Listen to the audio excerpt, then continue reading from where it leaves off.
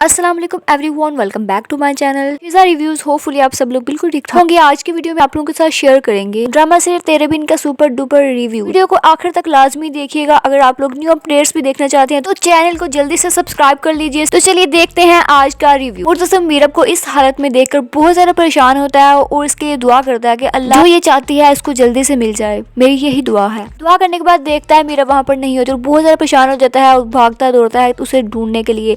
जब मीरब मिल जाती है तो बोलता है तुम कहाँ चले गई थी। मीरब बोलती है तुम परेशान ना हो, मैं अब कहीं नहीं जा सकती, मेरे ख्याल से काफी टाइम हो गया है, चलो अब घर चलना चाहिए, सुबह होने वाली है। उधर घर में सारे परेशान बैठे होते हैं, मीरब और मुर्तसिम का वेट कर रहे होते हैं कि वो आएंगे। अम्मा साहब कहती हैं कि ये क्या इस लड़की ने तमाशा लगा रखा है, सबको परेशान कर रखा है इस लड़की ने। वहाँ मीरब और मुर्तसिम घर वापस आ जाते हैं। जब मीरब और मुर्तसिम घर वापस आते हैं तो सब बहुत ज्यादा खुश हो जाते हैं और मीरब को बोलती है अम्मा साहब ये तुमने क्या तमाशा लगा रखा है, कहाँ चली गई थी तुम बगैर बताए। सारे घर वाले वहाँ पर मौजूद होते हैं और मीरब को डांट पड़ते हुए सब देख रहे होते हैं। मीरब बोल देती है मैं मुर्तसिम से शादी करने के लिए रजामंद हूँ। सब घर वाले फक्का बक्का रह जाते हैं। मुर्तसिम मीरब की ये बात सुन के बहुत ज्यादा परेशान और बहुत ज्यादा हैरान हो जाता है और सोचता है इसने आखिर उसे शादी करने के लिए हाँ क्यों की। सबके पीछे आखिर क्या वजह हो सकती है मीरब की, कोई तो बात जरूर है, ये मैं जान कर ही रहूंगा। बाकी सब घर वाले बहुत ज्यादा खुश हो जाते हैं। अम्मा बेगम मीरब की ये बात सुनने के बाद बहुत ज्यादा खुश हो जाती है और मीरब को कहती है कि बेटी तुमने बहुत खुशी की बात सुनाई है। मीरब बोलती है अम्मा बेगम आप मुझसे कुछ कह रही थी।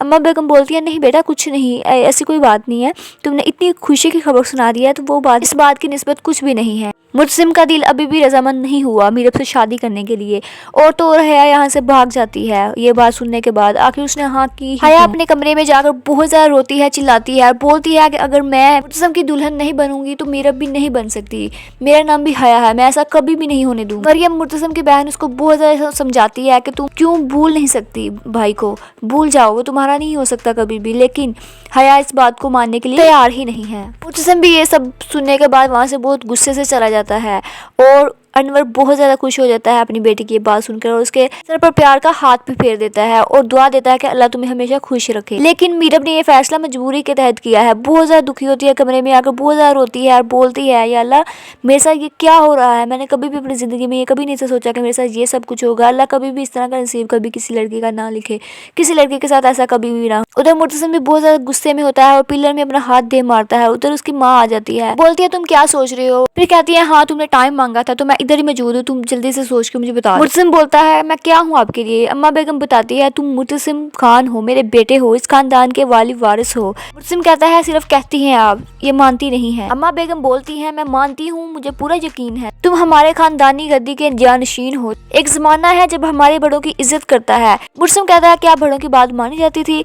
अम्मा बेगम बोलती है बेशक, तो फिर मेरी क्यों नहीं मानी जा रही। तुम्हारे हर फैसले को हम सब मुकद्दम जानते हैं बेटा, किसी की इतनी जरूरत नहीं है कि तुम्हारे फैसले को रद्द कर सके। बोलती है कि हम सब की जीत इसी में है कि तुम मीरब से शादी कर लो।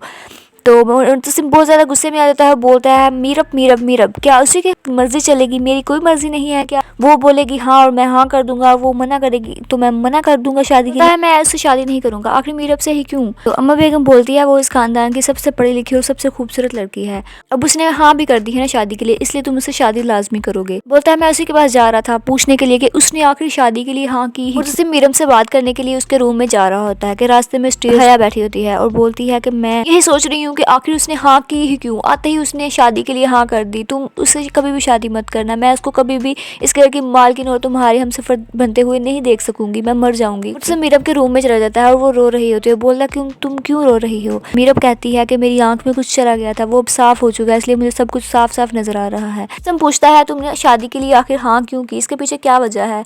मीरब बोलती है इसके पीछे बहुत ज्यादा वजह है, मैं तुम्हें एक इम्पोर्टेंट वजह बता ही देती हूँ।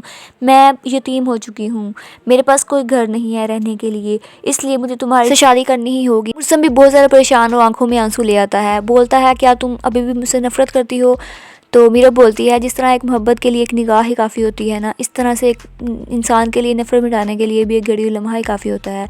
और वो पूछता है कि वो घड़ी लम्हा कब हुआ। वो कहती है जब तुम मुझे अपने घर अपने साथ ले आए थे ना, तब मैंने सोच लिया था कि मैं तुमसे शादी ज़रूर कर लूँगी। बोल के चला जाता है कि अब रोना नहीं। मीरा भी बोलती है हाँ अब मैं कभी नहीं रोऊंगी और मैं रुलाऊंगी।